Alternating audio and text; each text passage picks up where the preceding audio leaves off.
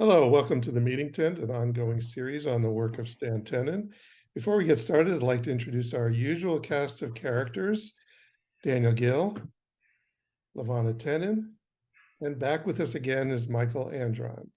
Unfortunately, Adele is not with us today, so we'll push on without her. So today we're going to be talking about unity, wholeness, and maximum contrast, the things that Stan almost built his research on. And to do that, we're going to be referring to a paper he wrote, and it's called The God of Abraham. And to get there, I'm going to show you how to get there. I'm going to go to www.meru.org, and this is our homepage. While you're here, if you have the means and the ability, and feel free to click that donate button on the right if you like a you can do a tax-free donation there. So you're going to go to the top row under keynote articles, click that, and we're going down here to essay, The God of Abraham, A Mathematician's View, June 1999. And there it is. So to give us some context on what this is about, and by the way, I invite you folks who are watching to pause the video and go ahead and read the article. Go through it now, and it might help in terms of following our discussion. But if not, just keep going and we'll try to do the best we can to cover it. So what I'm going to do is play a clip from a video that we did with Stan. If you know the story of Abraham, this is based on a midrash, a story of the Torah, and it's called the Abraham and the Idol Shop.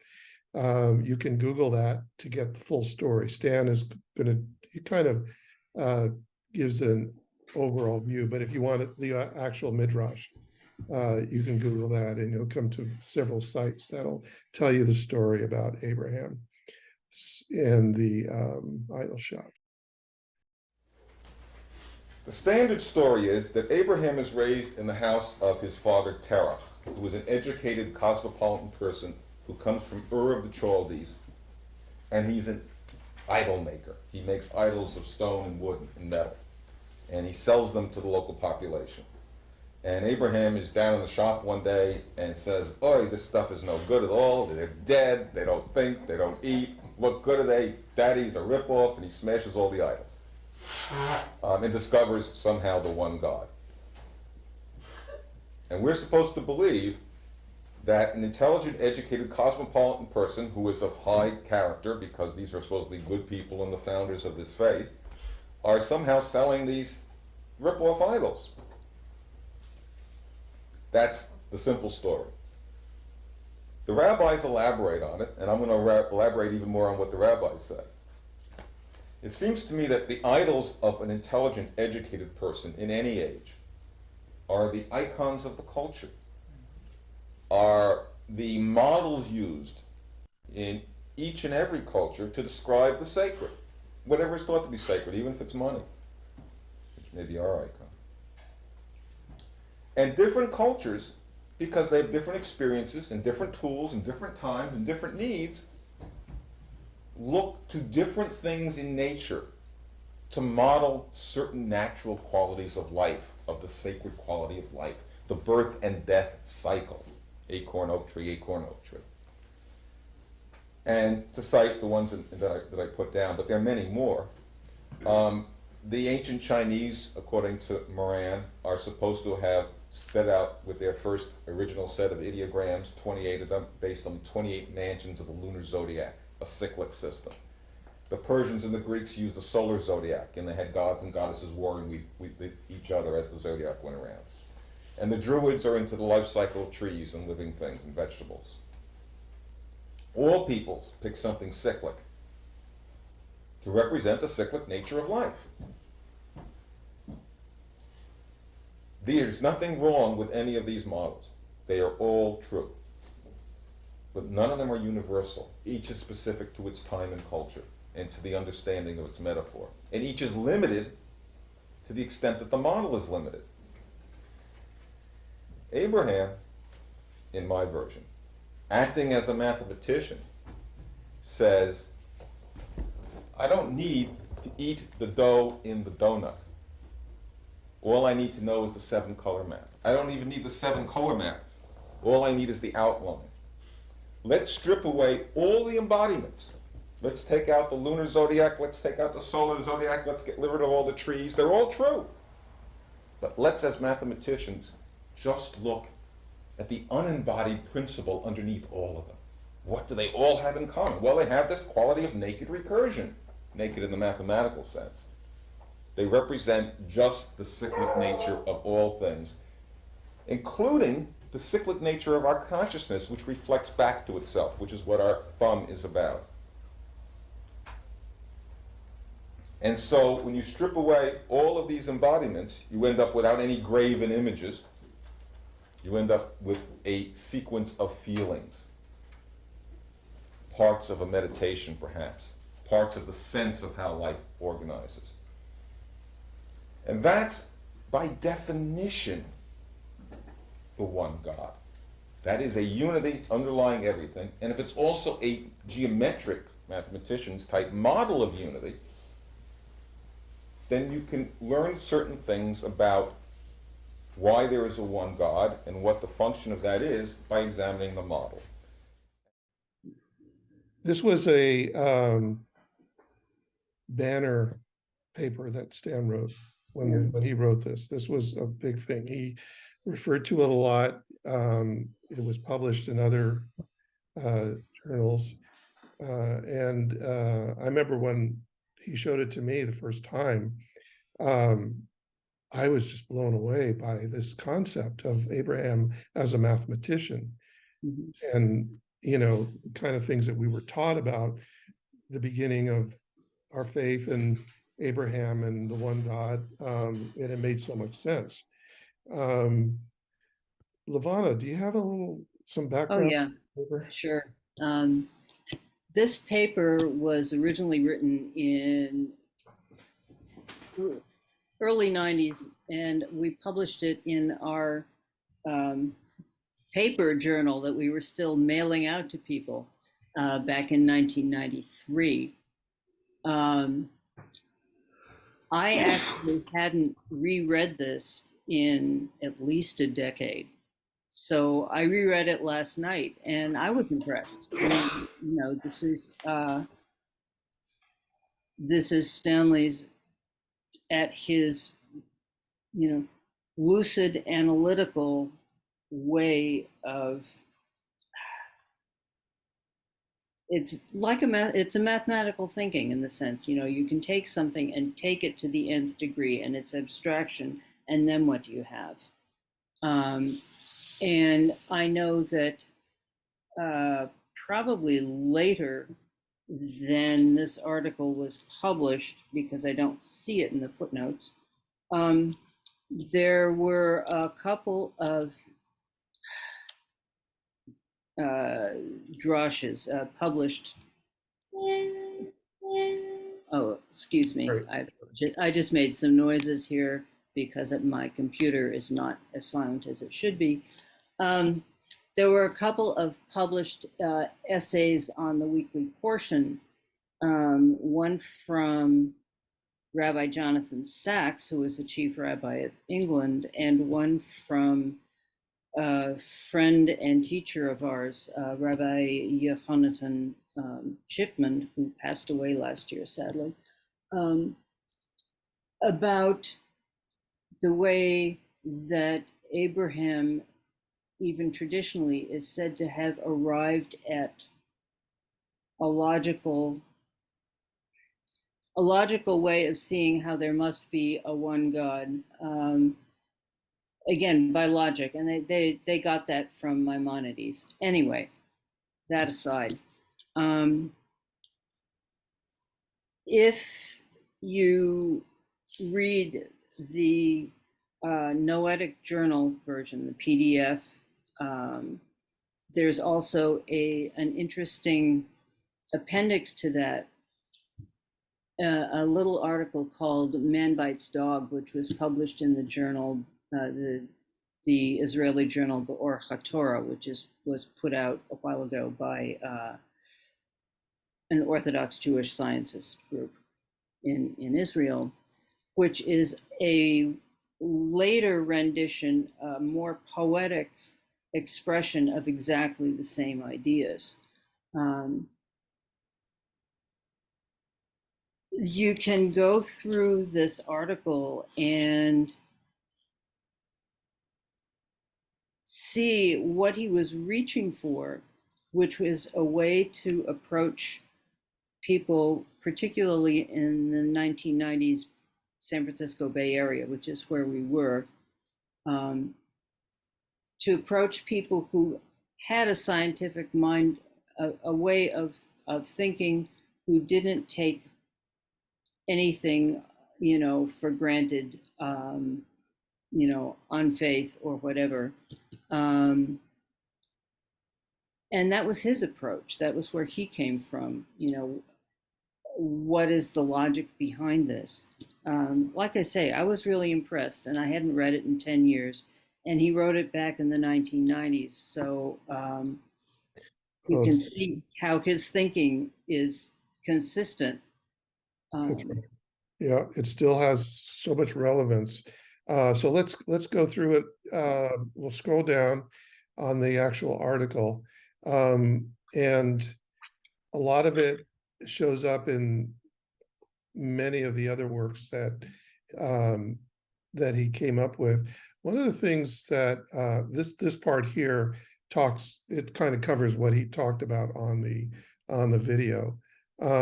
Abraham, seeing through each example to a singular archetype, defined the one God, and that's the important word here, is the definition. Yes. And he says in other presentations how definition, cannot be part of a specific culture or a way of thinking. A definition is something that we can all agree on. There was something here that I wanted to talk about with you, Daniel, and maybe you remembered if you ever had a conversation with Stan about this, where he talks about singularity in one God, but he's looking at it in terms of amplitude. And here he talks about, as many musicians and electronics enthusiasts know, the harmonic nature of music demonstrates the great harmony of creation. Did you ever have a conversation with him about this?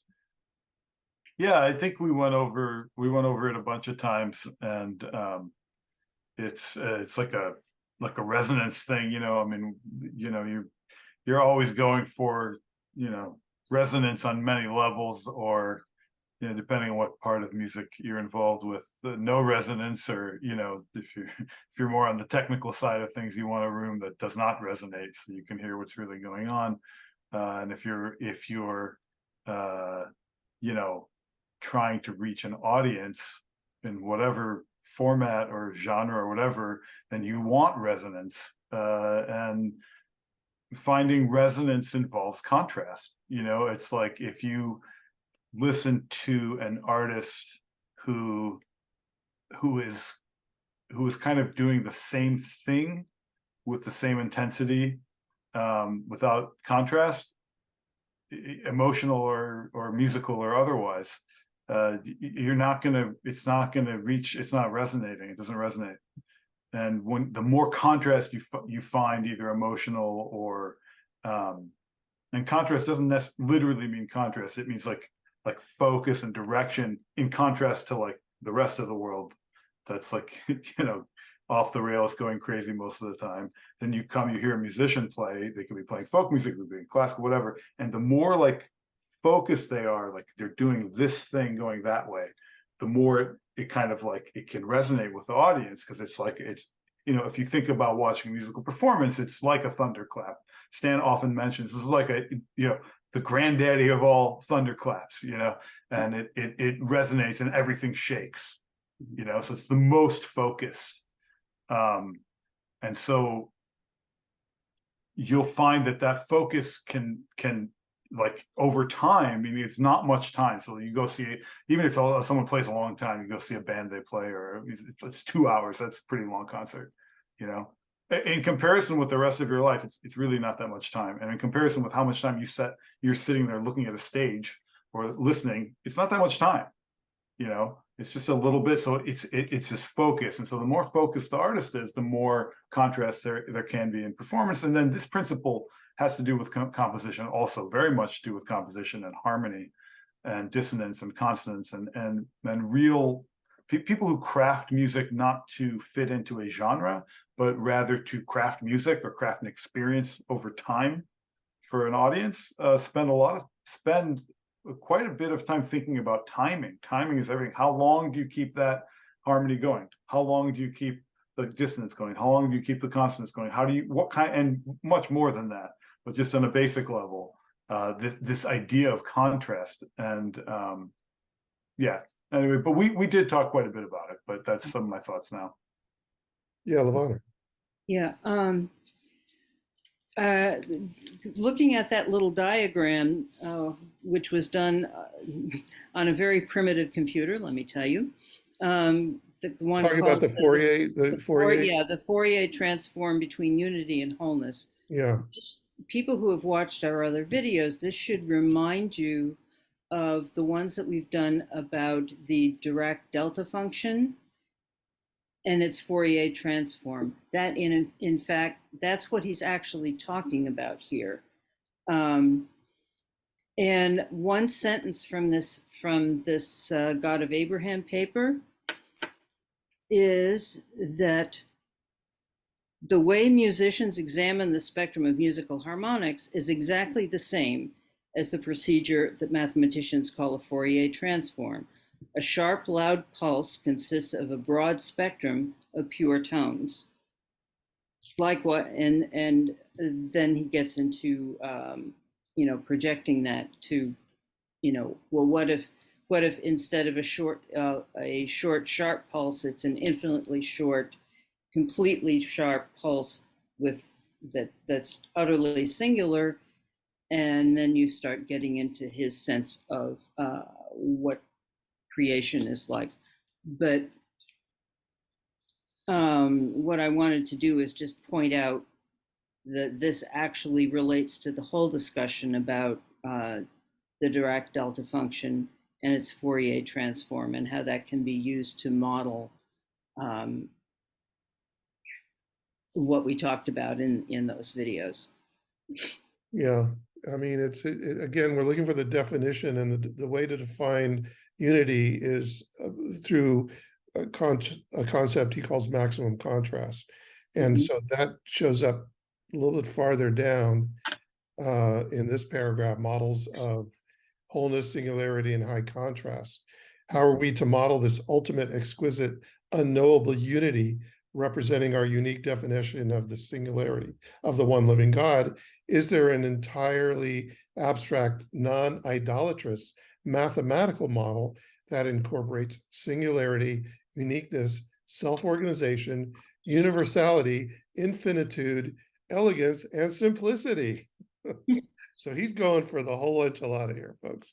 And then a little bit farther down, he comes back to something that he had discussed way at the beginning, and the idea of the letter Beit as the first letter of the Torah, representing a mark of distinction, representing inside and outside, the fact that Beit means house, and representing the inside and outside. Michael, do you have any thoughts on this, of what we've been talking about so far?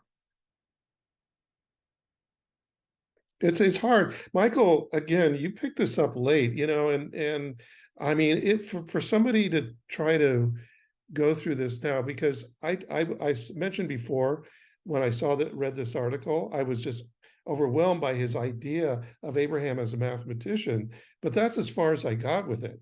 It was like looking at a beautiful car, but not even understanding how it's put together and built, and the mechanics of it. And Stan's giving the mechanics of it, and it went right over my head. So I know it's kind of hard for you, Michael, to kind of come into this, discussion, from just coming into this towards the end, but I know you have some thoughts on this. In reading the book, what some of the key points of where he wanted to go, because the way it was edited, it kept going back to certain ideas and repeating it, which was very helpful. I know that if I were part of this earlier, it would have been a lot easier, because I wouldn't let him get away with talking about Fourier's constant and stuff like this without saying, all right, give me that in English. Tell me what it is you're talking about. Good One luck. of the, yeah, well, there were very few people that I've known in my life who could take incredibly complex ideas and write them or speak of them simply for a non-member person in the audience, who's not part of that group, hasn't had years of math or years of solid geometry or whatever. It's one of the In his reasons. defense, I will say that even in that film that Bill showed, that was a scientifically sort of literate audience, that was from kind of the fringe math and physics audience back in the early 90s in the San Francisco Bay Area. By the way, I should mention that was filmed at Arthur Young's Institute Yes. of the Study of Consciousness in Berkeley. And we've talked about that before, Arthur Young being the author of The Reflexive Universe, which was a book that Stan referred to a lot at the beginning. Wow. I'm sorry, go ahead. But I agree with you, and even as somebody who, I hadn't read this in decades, and I can certainly see how his ability to express it evolved over time.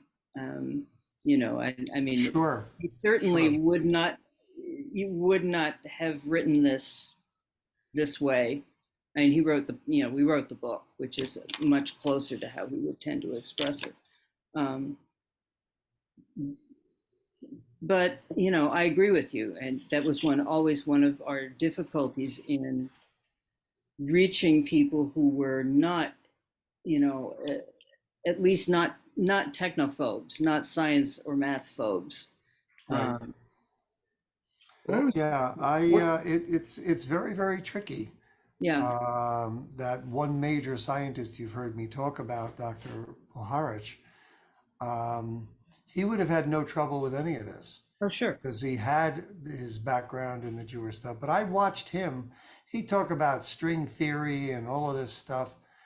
And I'd watch him talk to a group of scientists and couldn't figure out anything he was saying. And yet I understood what he had dummied down for me when he talked about it. People who really know stuff seem to be able to explain it to anybody, because they can drop the facade, the shell of the lingo where they got it from, and get down to the true essence of it. The ones who speak it the way they write it, generally, I have found don't get it that well. And I found this not only in stuff where it borders on math or some aspect of science for me, but also in reading books on yoga and the martial arts and the things that I've spent time with. And there are times where I don't think this guy really deeply, deeply understands what the hell he's talking about. And Kabbalah is that way as well. You have people, if I ask a question and they simply repeat the same jargon and the same patter that they have in the writing of it, it doesn't answer the question. Mhm. It Yeah. just, in a sense, further complicates it. So I did make in the last couple of weeks, because I haven't been here, I started rereading the book, Mhm. and it actually made it to to the jury room when they'd say, just sit there until we call you. And I had a pen, and I was taking the little slips of paper, all the Post-its that I had with little questions that I wanted to ask Stan if and when I was going to have an opportunity. And I began to underline stuff. That was already a step forward, that I could underline it, that I understood the concept at that point well enough to underline what the essence was, what the key was that he was getting at. And then I would be very grateful that he would get off onto some of the Jewish stuff and some of the things that I live with, Mhm. and try and make those connections, because the pictures, the illustrations that he has there show me that he is going after the same thing that I would say is important about something in a different language. And it's a different language when he's talking about, something that is in the Kabbalah or something in the Torah, and then is giving something from the reflexive universe. Mhm. That's it's a gift that he was able to go back and forth through those. Mhm. And the questions that I did have the limited time to actually ask him about, he was able to explain it to me, Mhm. proving to me that, not that I needed proof, but proving to me that he knew what he was talking about here. And this was his reality. And I was trying to get inside his head with the help of the book and his commentary, where he was coming from and what was, why am I looking at a Rubik's Cube with Hebrew letters on it? There had to be a reason. And it took a little while to I moved slowly through some of those early chapters, trying to go to the back and read the footnotes, Mhm. which were more than a footnote. His footnotes were a whole book Tell me that about went it. on sometimes. I don't envy you. I can I just love imagine. doing the footnotes. They were my favorite part. You get a Were lot they? out of Oh, those okay. footnotes too. Yeah, we got a lot of Yeah. information in those. Um, Yeah. Yeah, I mean, It's something that actually it's a conundrum that we ran into a lot, this business about, I'm of two minds about the idea that if you know something really well, you can explain it to anybody.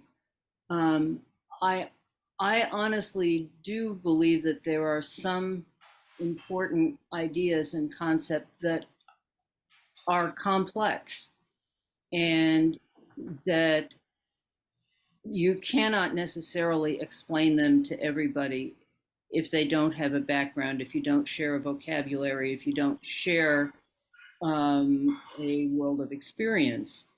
Um, I do know what you mean, because there are plenty of people who spout what is actually gobbledygook, or plenty of people who, make presentations about stuff that they only know the surface, and you ask them a question and they go, duh, or right. give you talking points. Um, but the idea that anything can be expressed to anyone in at most one paragraph and hopefully three sentences, which is what we very frequently got from people in the business world, at least when we were trying to approach them early on. After a while, we just gave up. Um, that it came across at the time as a sense of, well, you want me to do your thinking for you. And that was very difficult for somebody with a scientific and inquiring mind who had spent, years trying to express these concepts.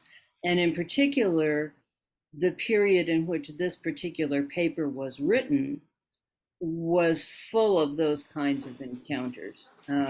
As he grew older, he got a lot more compassionate and patient with people. And also, he got a lot firmer about saying, I will not speak to more than 5 people at a time. Because I can't individually relate to to people. And yes, for concepts that are deep, for concepts that require encountering somebody where they actually are, that's not something you can do with a major audience. Not if Well, you're working in words. If you're working in music, yeah, maybe you can. there was also the requirement to have some kind of background or some kind of connection to both rabbinic knowledge and mathematical and scientific knowledge, which very few people did. I And will do. actually tell you the other half of it, though, was something that we also encountered with people who were very technically into the weeds of the science in particular. When Stanley said something that required looking at even a geometrical figure relationship differently than the standard way of viewing it, people got really upset if they were deeply into that field, That's right. and they couldn't think about their own field outside of the box. So that's kind of Yeah.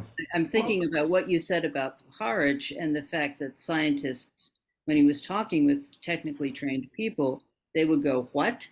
Um, because he was thinking out of the box with tools that they were used to using in a particularly defined way. So that's kind of the other part of Well, that.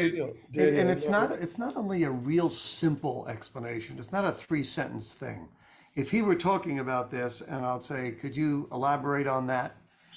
And then he could on that, and then go back and say, and this is the comparison or the connection that I'm making between these two fields. Mhm. That's what the whole book is Mhm. on some level. I realize that there are plenty of scientists who have no background in, Kabbalistic, uh, understanding of the universe, Mhm.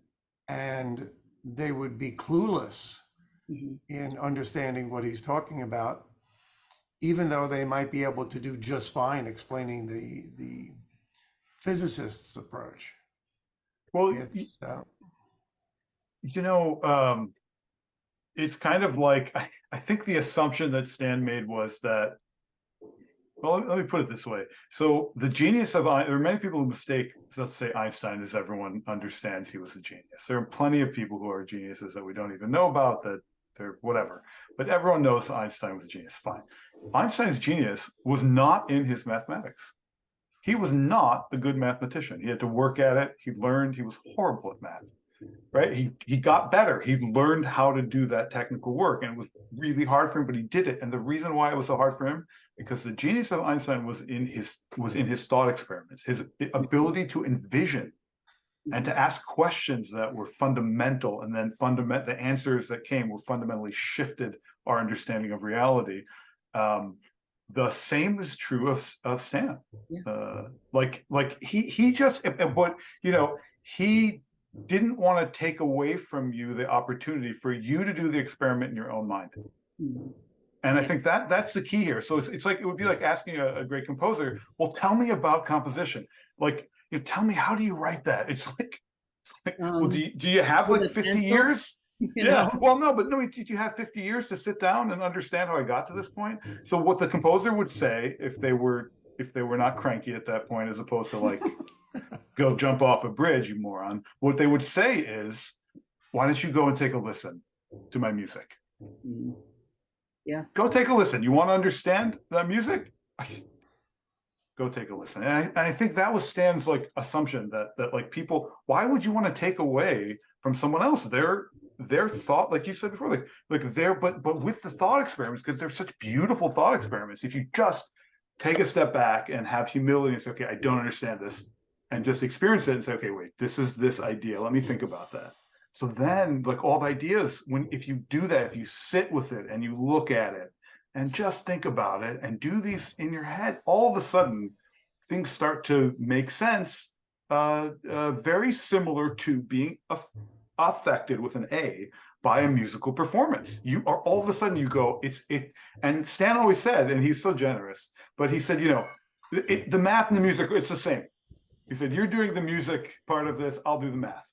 And which was very generous, but I get what he's saying now. Like yeah, it's similar to a musical performance in that you have to sit and listen to it. It is not, and that's why the people who were only into the intellectual aspect of it were totally turned off, because that was their idol. They weren't willing to drop it, and to let it into their mind. Yeah.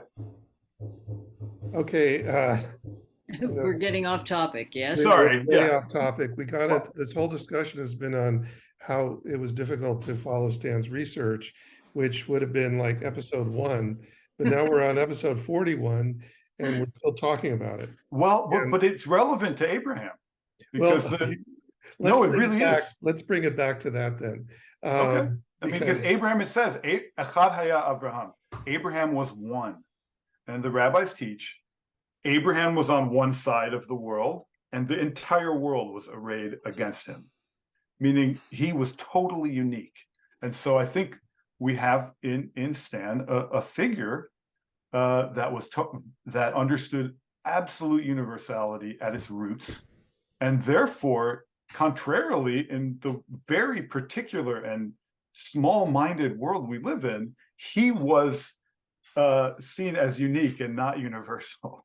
Right. So that brings it back to the concept of Abraham. Back to this poster, because what Stan's trying to do is everything you've just been discussing is trying to put forth this concept of unity, which is the basis of the Abrahamic faiths, and using Abraham as the example, which I found, thoroughly exciting at the time, because, what if the rabbinic tradition taught, Hebrew schools and children and teaching the Bible, and came up with this idea. Okay, now we're going to talk about Abraham, the Abraham Avinu, Abraham our father, and the basis of the 3 Abrahamic faiths, the Western faiths. And let's look at Abraham as a mathematician. I mean, who else? Obviously, nobody else ever came up with that concept and that idea. And in this case, it's not Stan just saying it. He's showing how to break that down, how to like look at that idea, and what is unity, what is wholeness. And the way you break it down is through the idea of maximum contrast. This idea of inside outside, symmetry and asymmetry. In fact, down here, he gives some other examples of, the reciprocal yet complementary ideas: flame and coal, light and vessel, seed and fruit, wave and particle, female and male, spirit and matter, mind and body, transcendence and immanence. The idea being that, yes, we can't conceive of oneness. It's not possible for our minds to even conceive of what that is. But God, in his infinite mercy, gives us the ability to break it down into duality and to look at the 2 elements, the maximum contrast, yet complementary aspects of oneness. And that goes for all living systems, of all organisms. Everything has this inside and outside element to it. Now, Stan is showing it to us in mathematical terms. Here, a trefoil, knots, and I mean, how many people understand this? We're getting back to our big discussion, Well, what brings us back there is the fact that this was a paper that was written back in the early 90s. And, so many attempts to try and express this concept in a way that people could grasp. Yes, inside and outside. And as you say those words, I've got like 7 different, not tangential, but not really examples, ways that he used to explore that idea. The idea of what happens when in gestation, when you go from 2 cells to 4 to 8 to 16, you get to 16, and the environment of those fetal cells, there's a differentiation between those that are totally surrounded by other cells and those that are partially touching cells and partially touching the outside. That's one way of thinking about it that relates to how we are physically. I think about that sometimes, and what does that imply? And it just, leads your thoughts to all kinds of places. And that's just one of the 7 things that was going through my mind a few minutes ago, Bill, when you were talking. Mm-hmm. And you can't say all of those things at once. No. I mean, I think it does come back to what Daniel was saying was, come back to these ideas and think about them. Come back to these ideas, and when you encounter something in your life, in your world, well, this idea that I got from Stan Tenen's paper or whatever, wow, that kind of applies to what I just saw in my life, what I just experienced. Right. And maybe that's a takeaway from this session is, okay, how do I use the ideas that we've been talking about for 46 videos or whatever? 41. If an idea, if a way of framing the universe as you see it comes to you, and then you think about it and say, well, gee, I can understand this particular experience that I just had, or that I had a long time ago, but it sticks in my mind. If I look at it from this perspective, what do I see about it? That's interesting. That's the kind of way, I guess, that you learn this material, that you start to use it in whatever way you do. I hope people go through this article because there's so much going on here. And I think it's a really great summary at the bottom here. This poster called Continuous Creation, a general projective principle. And what he says here is that this illustration is an attempt to show how a range of spiritual metaphors from different traditions can be reconciled in one geometric model of the high contrast of wholeness and singularity. And therefore, we are going to delve into this one poster in our next session, this continuous creation poster. And we are going to get I think it's going to help us, just really get into the nitty-gritty of what he's talking about here. And the idea, and back to Abraham again, how Abraham represents, humanity in some ways, as a spearhead of recognizing oneness. And so I hope we didn't get too far astray here today, but I think it was a good session, and we'll pick it up next time. We'll get into this one poster called Continuous Creation. Is that a poster in the book? A different form of it. It's a poster in the book in the sense that that pretty much each little element in here was broken out into its own poster in the book. That's right. This one is like he put everything on one page. Yeah, that's why we're That's why we're going to have fun with this next time. So hope you'll be able to join us in our next episode. Thanks for watching, and we'll see you next time. Take care.